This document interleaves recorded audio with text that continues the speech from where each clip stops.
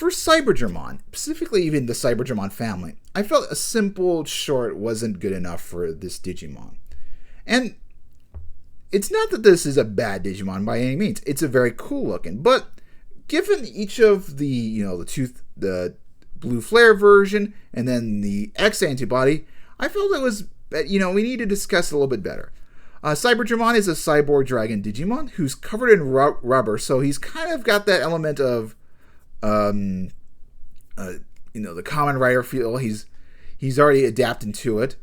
He's very powerful. He has a good design, though I think a little bit boring on the side. Just a bit plain. I don't know. I mean, I like his megas, although I wish he had another dragon mega. I think it would work a lot better, or it would offer a lot of variety. Just instead of just going to humanoid, it had like a cyborg dragon. He's pretty cool, although it kind of sucks in the card game that the best version is a blast card, and it wasn't saved until for BT19, which is going to happen.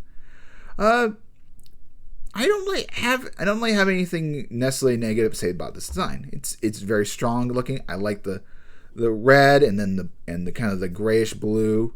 It works surprisingly well. But moving on, let's look at 2010 or the Cross Wars version. I need a big image. That's no good. Oh, that's the figure. This is a great figure of him, by the way.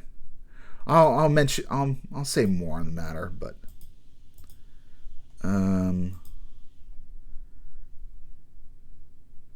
so then we move on to we'll do this one.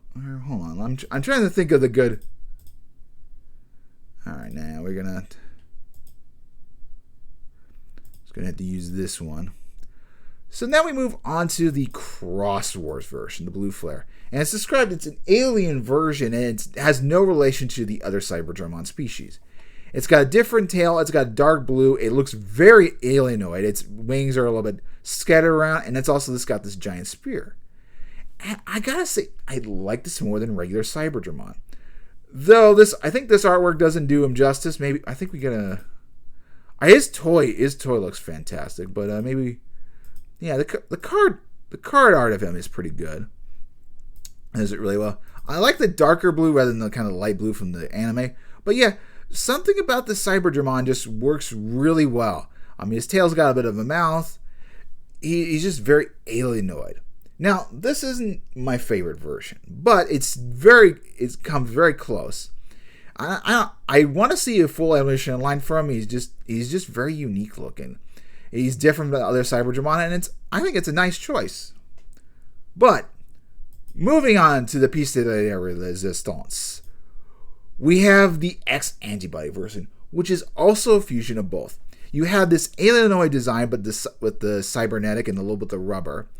You got his wings being combined, not shredded. You got a tail that's kind of can have be like a mouth-like, but it can also do some damage. He's got these big giant arms, his big scythe as well, digital. He's just really striking looking. I love this black. I love his nails. I like his feet as well. They're really good. This tail angle is a bit weird. But yeah, I really like his head and body and his giant arms. I think those are probably my favorite. I don't know. This is just super cool looking. I can't wait to own a card of this guy in the card game. Maybe we'll see a full evolution line of him. I hope so. Not banking on it, but yeah, this is just super cool looking.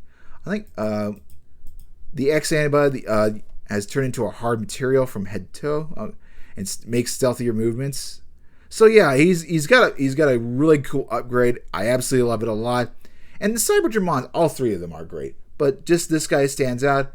I'm debated whether or not he's going to be one of my favorite Digimon. I need to spend more time with him. But yeah, the Cyberdramons are all good Digimon. I felt they deserve a little bit something special, considering they're very cool Digimon. If a bit on the plain side for the first version, but then moving up a lot cooler.